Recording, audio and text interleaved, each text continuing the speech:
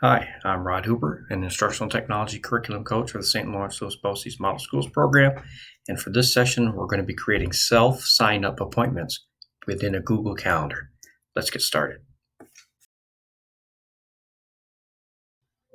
So what I'm going to do first is I'm going to create a new dedicated calendar for my parent-teacher conferences.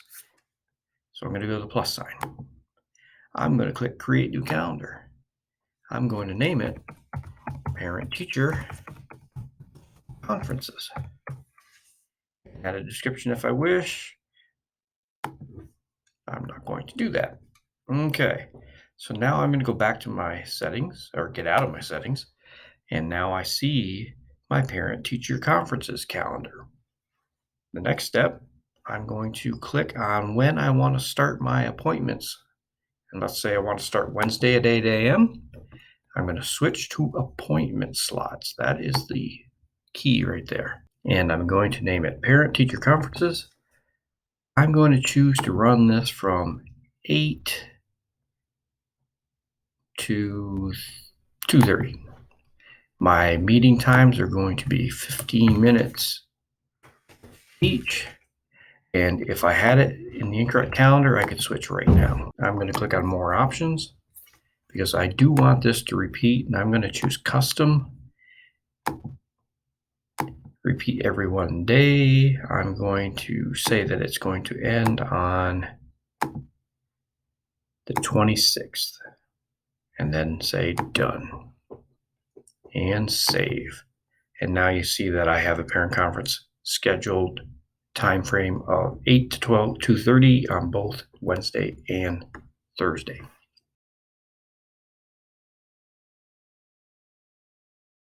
Alas, I have forgotten to add something to the description area. So I'm going to click on either one of these. I'm going to click on the edit button and I'm going to add, please include your name and your child's name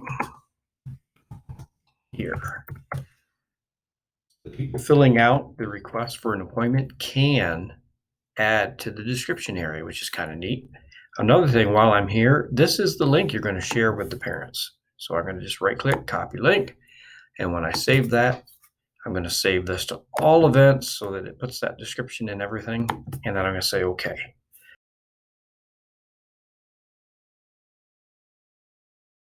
So what do the people see?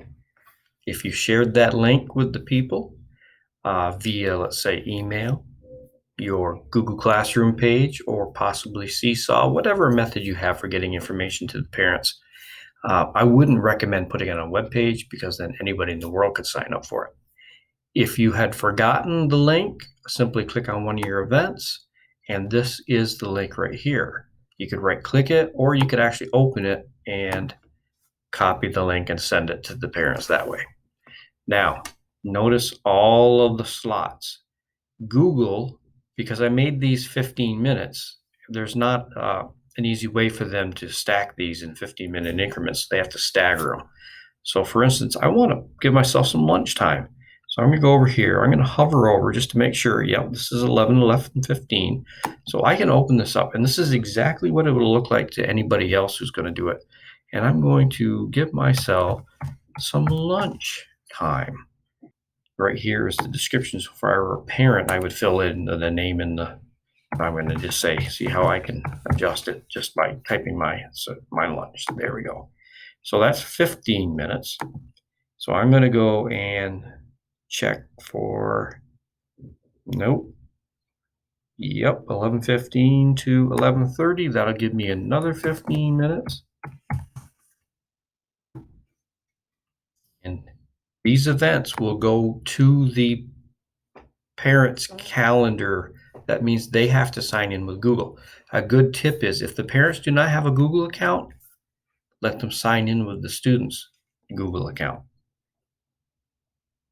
Now I'm going to repeat the process and schedule myself a lunch for the following day. I could have, instead of making 2 appointments or 2 events, I could have done an 8 till 11 event on both days, and then I could have done another event from 11:30 to 3. I just find it, easier to do this. Plus, it gives you a chance to test it. So notice as I complete those, they will disappear so others cannot go in and see them. You are actually seeing my appointment. These would be totally gone if it were a parent with another account. I see this because I am the creator of this. If I look at this from another account, this is how it looks.